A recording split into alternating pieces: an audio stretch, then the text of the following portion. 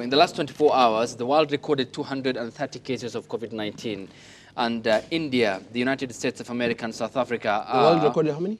230 cases of COVID-19. 230 or 230,000? 230,000. 230K of COVID-19 cases. And India, the United States of America, and South Africa are, of course, on the verge of what appears to be a surge in COVID-19 cases. South Africa had to relock again because of the pandemic's increase, and which, according to President Ramaphosa, is likely to inundate the healthcare infrastructure. And then the United States of America, Florida, Arizona, and Texas are the triple states that are sharing the confirmed increase in the number of COVID-19 cases. India, the Prime Minister Narendra Modi had to relock again because of the pandemic. I mean, these are global lessons we can learn, isn't it? And that appreciating we have a healthcare system that has no capacity to contain COVID-19.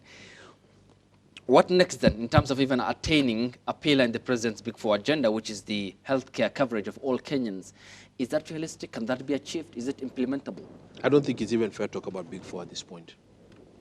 It's not fair when the economy is in the doldrums, and the economy is in the doldrums. Usually it's a fiscal issue. Now it's both a fiscal issue and a human resource issue, because you've got near social systems collapse. I think you saw a report last week where a landlord in Nakuru has forgiven rent for up to, I think, 6 months. 4 months and another 2 months, total 6 months for his tenants. Those are heroes whom we need to appreciate. In cognizance of the fact that people are just literally unable to pay, companies are shutting down, companies are closing, and so it would be a fallacy on the back of that to pretend that we can talk about anything to do with Big Four. You need accountability with donor funds, where that accountability leads to more influx of resources into building the necessary infrastructure for hospitals, triage systems, both national, referral in the counties, and what have you, as well as to hire and train the right expertise, the right doctors, to move towards the UN Convention of doctor-patient ratio, which we're nowhere near that. And the resource allocation. All of this rises and falls on leadership. The leadership has to be very, very clear, which is why I'm expressing shock on set and some disgust at the co-panelists, and maybe they're just saying the truth, espousing the view that this is just a scam and a minting opportunity for top honchos in government.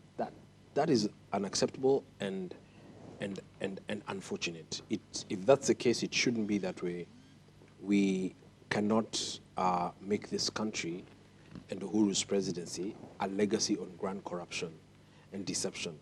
And therefore, having said that, what we need to do is, yes, this could be an opportunity to build up healthcare as one of the Big Four, but as long as the government seems to be overwhelmed with the healthcare systems overrun, it is the reality that there's a preoccupation with politics.